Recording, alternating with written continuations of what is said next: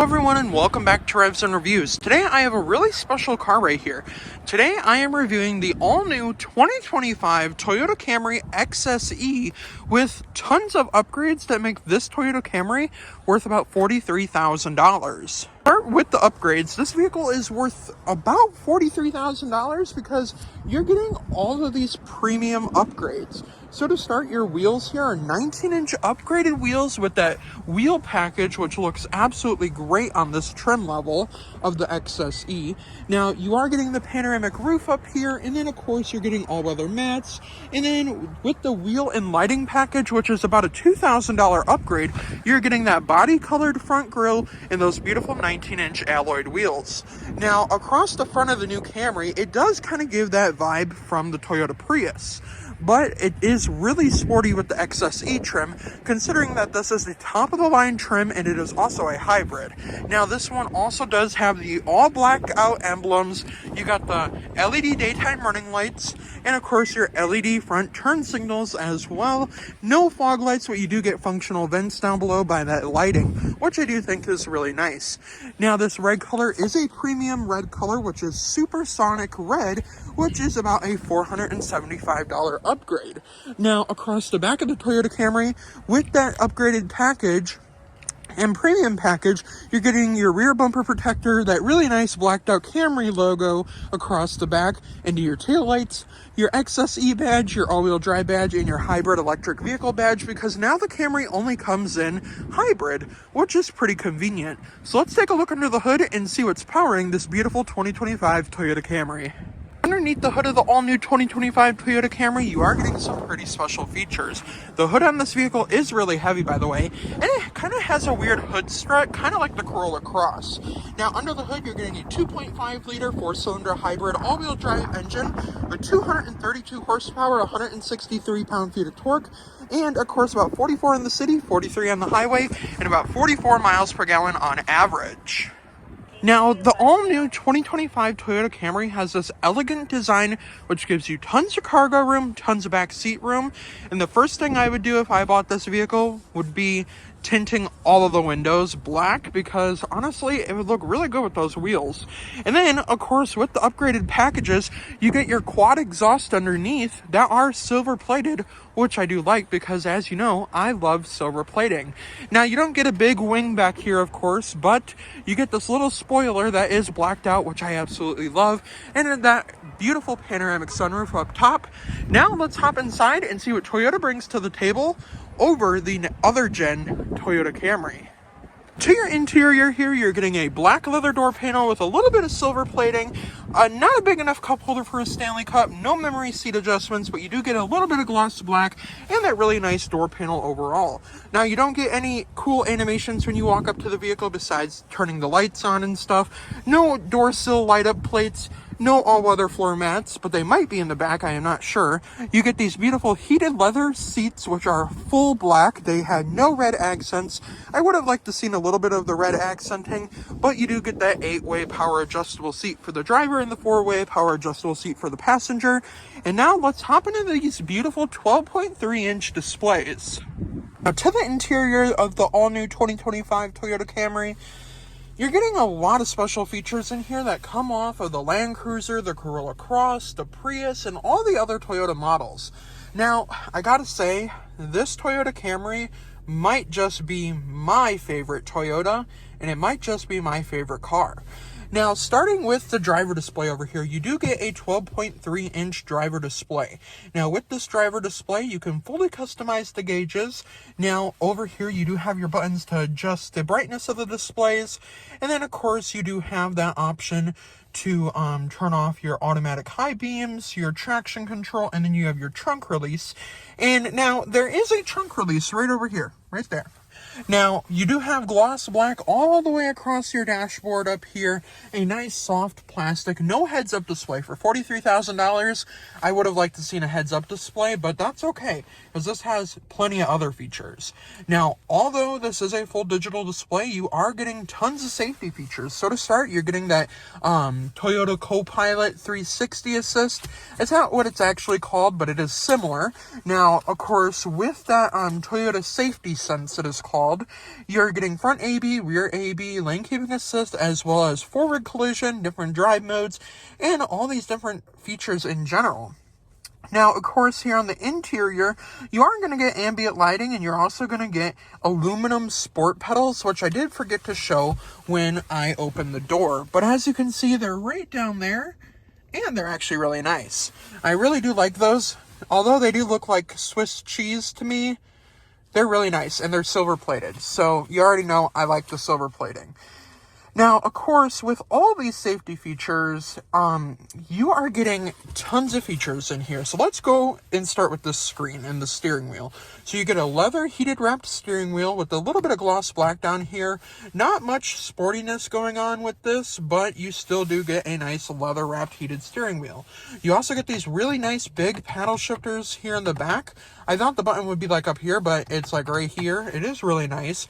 You have your different control modules right here. You have your modes right there, how far you want to be from the car in front of you, lane keeping assist, your adaptive cruise control, and then you have your different drive modes. That is actually the radio. So this button right here controls your radio.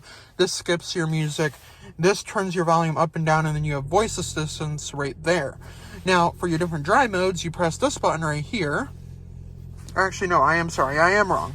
Your drive mode selector is right down there. That is actually for your adaptive cruise control mode. Now, of course, you do have all of these different features. So we're going to turn off adaptive cruise control mode real quick. We're just going to go back. We're going to go back. All right. Now, I am in eco mode right now.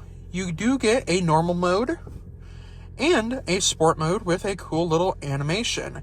And then, of course, you are going to get an EV mode as well, which means the vehicle will run completely off of its batteries and use, like, no gas at all, and your braking and everything will charge up that battery. So it's not fully electric, but you still do get that option for EV mode. Now, of course, with sport mode and all these other different drive modes, I do want to leave it in eco mode while we are in EV mode. That is another reason why this would probably be one of my favorite cars, because of the fact that it's technically an electric vehicle, but just a hybrid. Kind of convenient. Now, with these different gauge cluster setups here, you do have different options. So you have preset options. They're not really customizable like Honda, but your preset number 1 is going to be your trip average and then your driving info. Your second setup is going to be your EV ratio, and then your cruise control mode, which can be regular or adaptive. And then you want to switch that over, and then you can go back. And then it kind of just goes into the same mode over and over again. Now, honestly, I would have liked to seen more of a sporty gauge with sport mode. So let's just take a look and see if there's any different gauge setups in sport mode. Now, I would have really liked to seen more setups with this, because honestly, I do really like this. Now, you can fully customize this, actually. I was wrong. So you can go over with your driving support, your navigation, your energy monitor, your trip A and trip B, or your audio. I'm going to turn this one on the audio, and then I'm going to go back, and then I'm going to go over here, and I'm going to turn this one over here to our, let's see.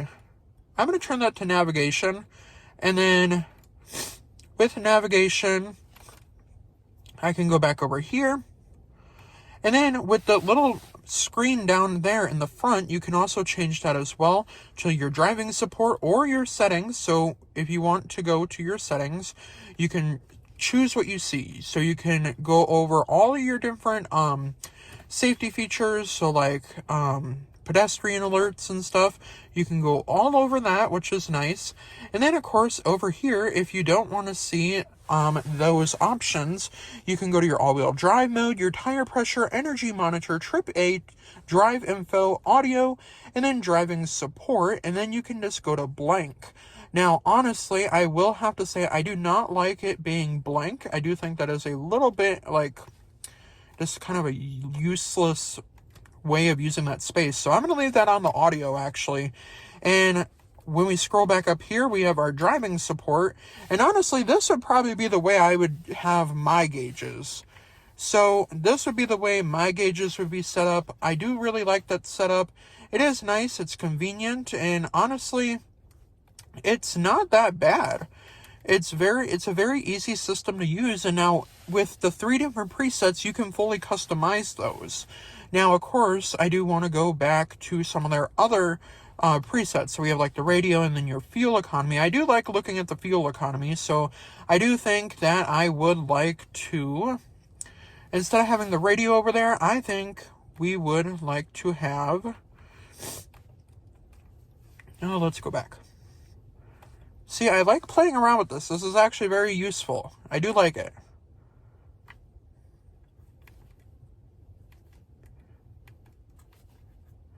We're just going to play around with this because I want to show you guys all the different setups. Now, I like having that one on driving support, the radio over there, and the MPGs over there. Now, that is very, very useful, and I do like that. Now, of course, you can go over your different cruise control modes. You have your adaptive cruise control and everything like that. And I do like that, actually. Now, of course, that's only going to work when you are in driving on the highway or whatnot. Now, switching from this screen to this screen now, because we've had a lot of fun with that screen, because there is a lot to do. Now, on this screen over here, you're getting a subscription fee for the navigation, which is not really convenient, but you are also getting Sirius XM, Apple CarPlay, Android Auto. You're getting all these different stations, and then you're getting that upgraded Bose audio system, which is also really nice. Now, if you go to your phone, you can connect your phone right there. You have your vehicle information, so you have your climate controls, you have your comfort, which is also that heated steering wheel, which is nice.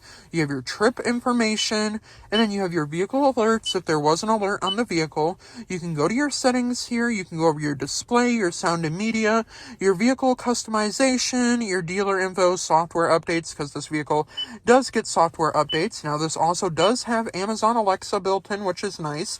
Now, of course, you can turn the brightness up on all the screens, and you can do like different contrast modes on there as well, which I do think is quite cool for filmers that are doing car reviews. Now, of course, you do have to pay for your subscription to your navigation, but of course, if you have Apple CarPlay, you can just do that for free. So I'm not like really worried about that, because honestly, it's not a necessity to have built-in navigation since we do have Apple CarPlay. Now, another cool feature I did want to go over is when you press the brake pedal, you get that little like red line down there, and I do think that is quite cool. And the background of this is kind of like a sunset, which I do really like, and I do think it is quite convenient. Now, also, like I did mention, you are getting that 360 camera view.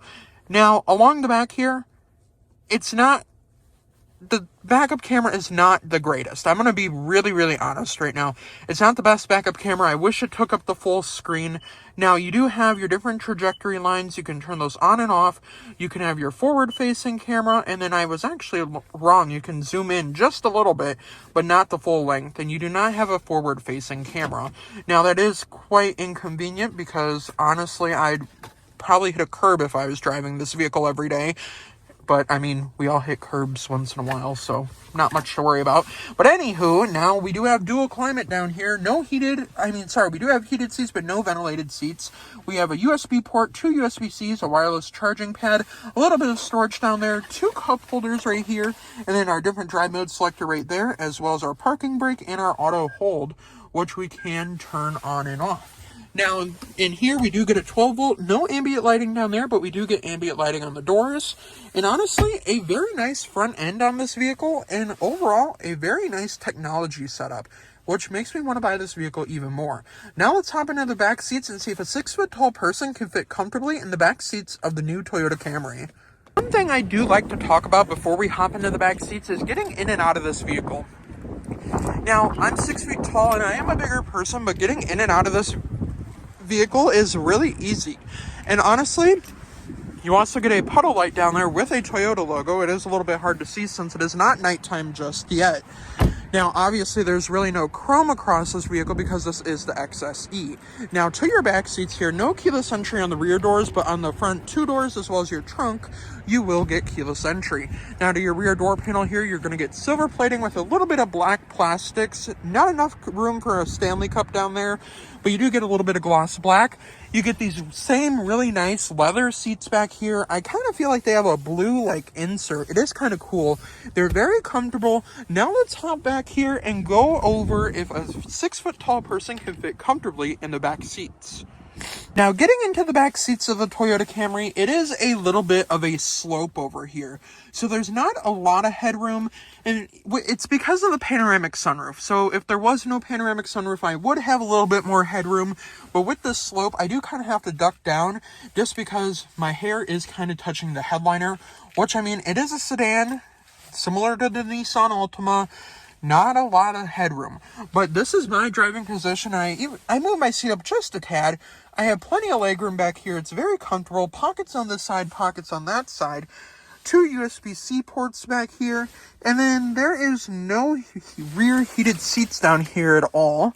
So no heated seats, but you do get a USB and a USB-C port. Now, honestly, very comfortable back seats, and even with these cup holders as an armrest, it does make it very comfortable. Now, of course, you can put 2 car seats back here, which is nice. And honestly, there's plenty of room back here, and this would be a vehicle I would enjoy on a road trip.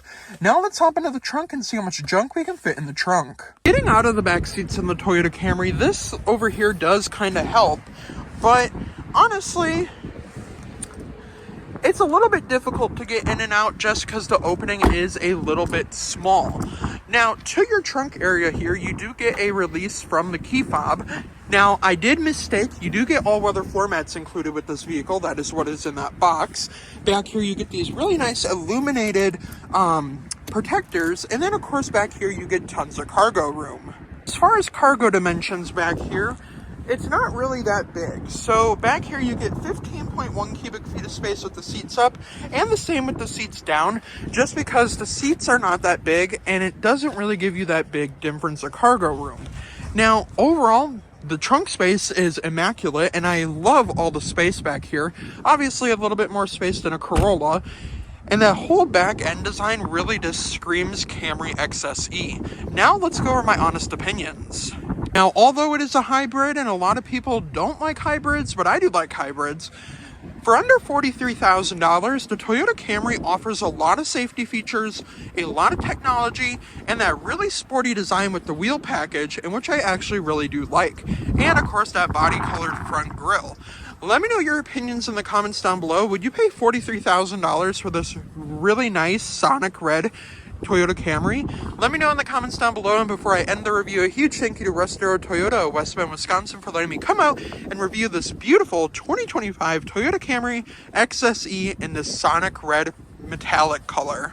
Have a great day, everyone, and I will see you in the next review.